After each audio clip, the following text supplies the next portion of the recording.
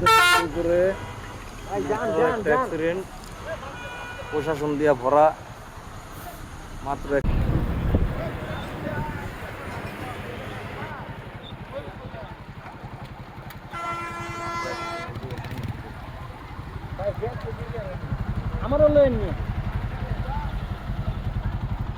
আমাদের সাথে নাইম ভাই আছে মাত্র। পুরো ভিডিওটা আপনারা দেখতে পারলে বুঝবেন, ঠিক আছে। চারিদিকে পুলিশ ভাইয়েরা আছে, এখানে সবাই আছে, সব দিক দিয়ে ঝামেলা একবারে লাগা দিছে কোনো পক্ষ থেকে, প্রশাসন দিয়ে পুলিশ